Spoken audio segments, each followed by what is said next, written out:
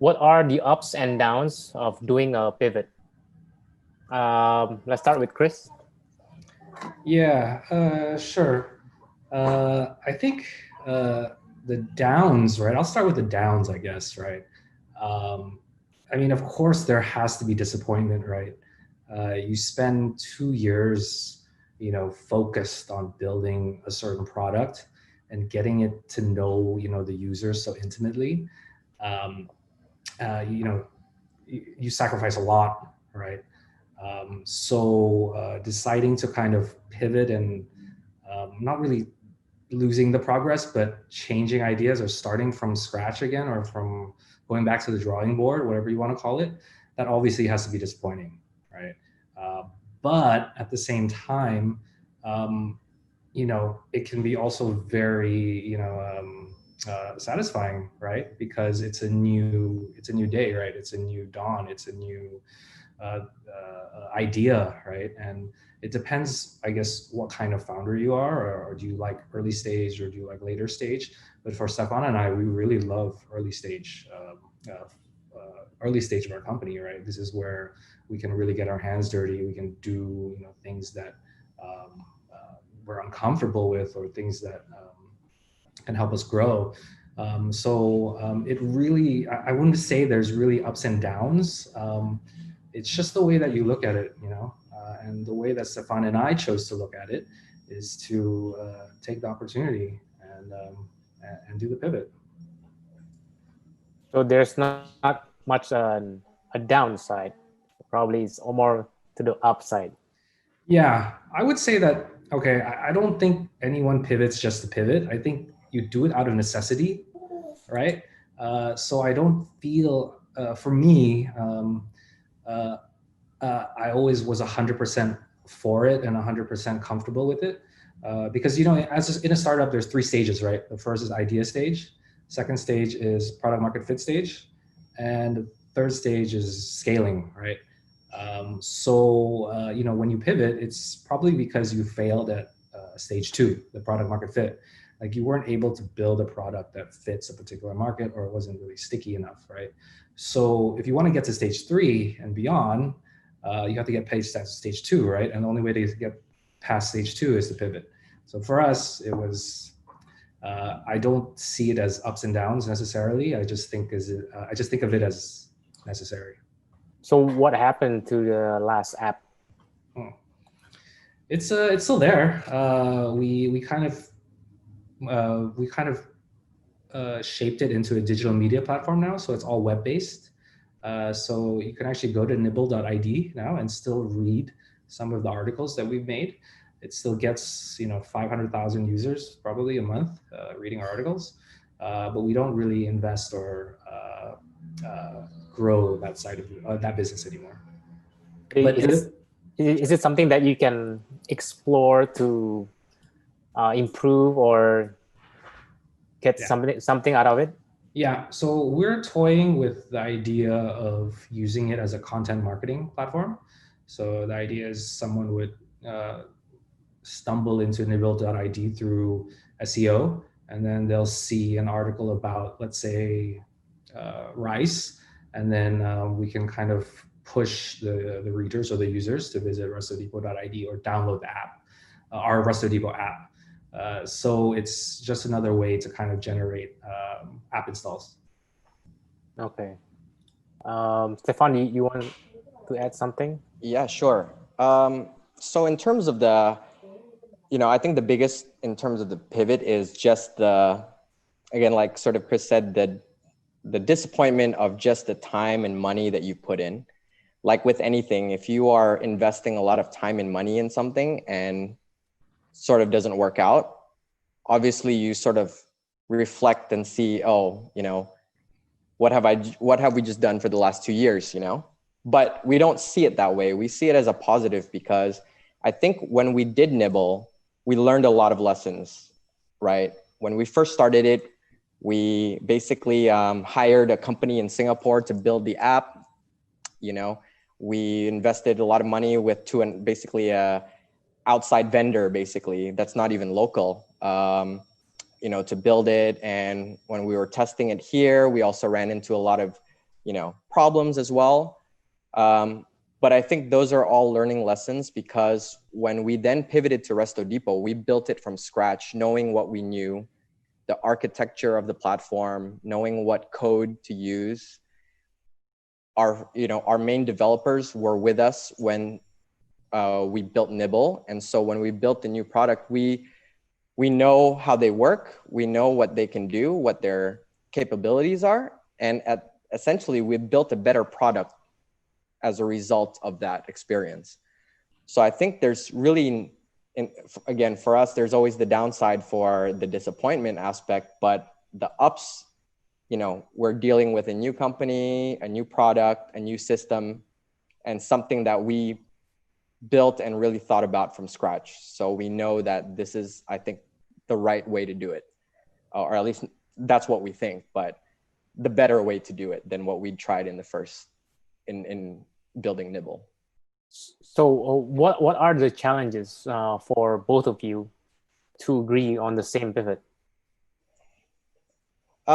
So I think like I said before, it's I don't think there really was a challenge, because, and again, Chris and I, our decision to pivot was based on working together every day and figuring out what works and what doesn't.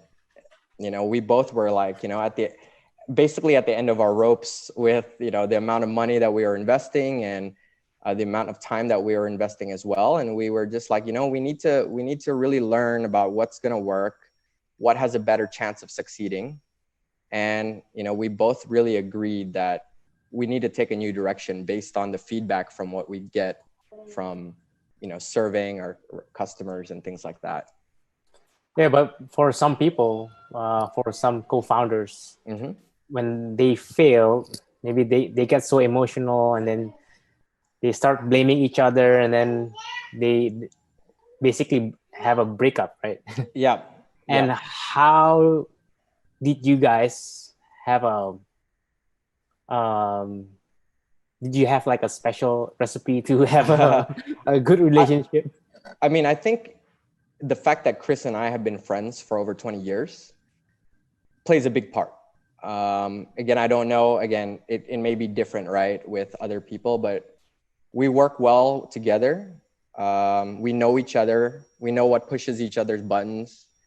We know what issues we have, but at the end of the day, I think just knowing that, you don't get so emotional, you don't get so angry at each other. I think it's surprising, but we actually never had any of that. Yeah. We never had any conflict like that when doing a big move like this. Yeah, I think it was very positive. I think Stefan, I think you touched on everything. I think it's all about self-respect and respecting each other. I've known Stefan since the 5th, 6th grade, right? So, we used to spend high school all together, right? So for me, like any kind of fight would have, happened before that, right? And I guess when we were building or pivoting into RestoDepot, it was just trying to figure out what actually works and what to dedicate our lives to. And we didn't really, we didn't antagonize each other in any way coming up with a decision. I think we came to it mutually and made the decision together. Well, did you have any other options other than creating the current business model? Yeah, so we were thinking about a customer loyalty a SaaS platform. And I think something to do with stamps, right, was really exciting. We thought that there was an opportunity for restaurants to, I guess, attract more customers by offering more promos or issuing digital customer loyalty programs. But again, I think what we did is, we did the research, right? We talked to people who actually made customer loyalty programs here in Indonesia. And the feedback was not so good. We had 2 founders who told us not to do it. They tried to do it for, a year or 2 years. And they said it's just impossible. They said it's hard to get restaurants to put up the effort to do it. So I think we decided not to do that pretty quickly. But yeah, that was definitely something we were entertaining.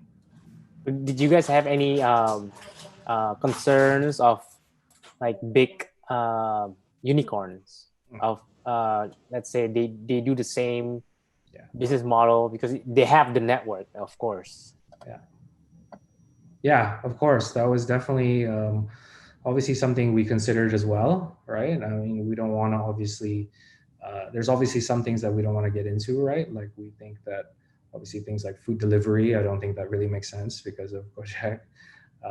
And I didn't think that, let's say like a consumer e-commerce, I think that's probably not a good idea either. I think that's, you're going to be challenged a lot there.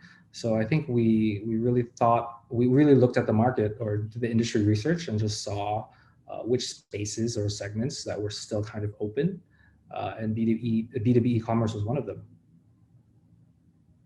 Okay. Stefan, you want to add anything? Yeah, I mean, I think sort of Chris touched based on that. Okay. But yeah, for us, I think it's based on sort of the theme of this is, we failed with Nibble in terms of, getting traction and monetizing. But I think the next step that we took will just basically get that back up. So, that's what we took. We took the risk. Obviously, it's a big risk, but, you have to take risks, right? You have to try it out, or else if you don't, then I don't think we should be startup founders, right? We need to take the risk. We need to be able to take what we have and see what works. Who's more risk averse or from? I think Chris is a bigger risk taker than I am. Okay. I think he is. Did you guys have any like debates in terms of the business model? Because like maybe Chris is getting more risk. I think we didn't have really debates, but I think for me at least, I was very risk averse a long time ago. Like even in like college and in high school, very risk averse. I was pretty like the stability of things, but I think for some reason it sort of changed over time as well, because maybe I needed more of a challenge. But in terms of Chris and I's dynamic, I think we've discussed a lot of things, but I think, again, correct me if I'm wrong, Chris, but I think I think you're the one that sort of like pushes it more, and drives it more. And he's very convincing. Yeah, but I guess like I don't pull it out of my butt, right? I mean, like I have to back up everything that I say or propose, right? Otherwise, it's just not going to work out. Like I won't feel good about it, even bringing it to Stefan or asking him to try something with me.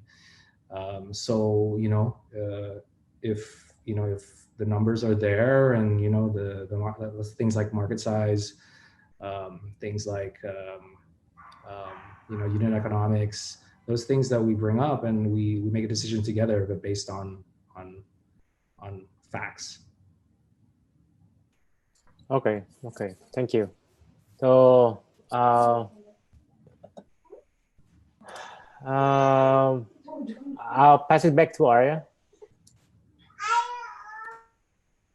Thank you, Ardi. So next question is how did you build the culture in RestoDepot? Is it the same as the one that you built with Nibble or completely different? Yeah. Stefan, I don't know, or Chris, up to you. Sure. Like when we started Nibble, it was a very small team, right? It was probably like 5 or 6 of us. And the culture was, for me, I think it's almost the same, right? The number one thing is that we do our part to get everything done, right? I think at an early stage where we are right now, like between like less than 20 people, everyone has to, put in a hand, right? They have to do what they have to do to achieve the goals, right? So when we first pivoted into RestoDepot, we had a tiny office, right, in Tangerang, right? We had like one floor of a buko, and we all sat on a shared table, meaning we just sat around each other, and we could see each other. Basically, we were sitting right across from each other, and it was probably, it started with just 3 of us, and then it grew to 6, and then it grew to 10, and then we moved to an office. But at the time, at the very early stage, it was really, everyone does everything, right? Like, I did the finance, I did the fundraising, I did the coding, I did the sales, I did the accounting, I washed the toilets, right? Like, I think everyone basically just pitched in to do what they have to do. And that's what I really believe at an early stage, what makes really good companies. Yeah. Nice. I'll sort of touch base on that. I mean, I think the culture that we built and want to keep sort of preserving is the fact that everyone's job creates an impact of what we do, right? Everyone has a big part in what their job is really impacting, the results, our success. But not only that, we also want to make sure that everyone has learns not just what they're good at, but new things. Like, for example, I majored in computer science. That was sort of my thing, is to building products and focusing on the tech. But I end up learning about how to, the operations side, and how to do balance sheets, and how to, human resources. So I think that's what makes us sort of maybe not unique to other startups as well, but just in general, what makes a startup unique is how everyone has a hand in everything. And those who join startups at an early stage learn a tremendous amount in a very short period of time, because anything can happen, right? Something needs to be done here, something needs to be done here. Maybe some emergency happens and someone needs to learn how to, fix that issue. And that's sort of how we've sort of built that culture where everyone is quite equal. Everyone is helping each other out. And I think that's very important. I think it's assisting other people and helping each other out. That's sort of what we want to make sure we preserve with our culture. You mentioned earlier, Stefan, that you work for the more like corporate, right? Yes. For like 10 years. Did you, after you came back here with RestoDepot and also Nibble, did you find that goal of being away from that specific culture and then moving to like a more unique culture with RestoDepot? Absolutely. When I was working in sort of a more corporate environment, I was literally only dealing with our technology team, no one else. So I was talking with developers every day. I was working with, basically everyone, all the tech guys. But really, because it was so segregated, we didn't really, meddle in any other different departments. So for me, I was just focused on, software, the tech side, and that was it. So when we started sort of the startup Nibble and then RestoDepot, it's a very different culture. It's very open.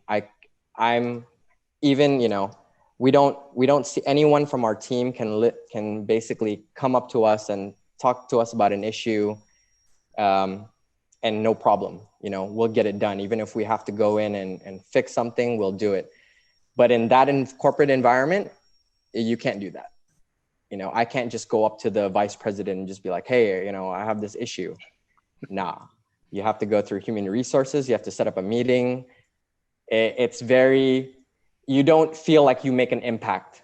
You feel like you've done the job. And in order to take that next step, you have to go through multiple steps. It's not just as easy as walking up to someone and just be like, hey, I have an idea and I think we should do this. We should do this. That's just not going to happen because of the levels of management you have to go through. So I think with the startup, it's very open. It's a much more open environment. It's a much more creative environment where you collaborate and bounce ideas off each other. And I think that's much an environment that I like to work in. And do you implement something right now in RestoDepot that that will preserve that culture? Yeah, I mean, I think we do. I mean, for us, you know, we're still a small team, so because we're a small team, we still have that type of culture. You know, obviously, when we do grow, we don't know what's going to be, you know, how the culture is going to change, if it will change. We'll try to preserve it as best as we can by sort of just, again, when we talk to sort of our team, it's a very open conversation, open environment. You can come to us for anything, right? So I hope that we still have that kind of communication, even if we grow, and when we grow, you know. How big is your team right now? It's 16 of us. Including us. Yeah. Including us, yes. Did it change during the pivoting? It actually, when we started Nibble at the peak, it was probably only like 4 or 5 people on Nibble. But RestoDepot now had 20 or more than 20, I think, before COVID-19. And then unfortunately we had to lay off a few people. And now we're down to 16.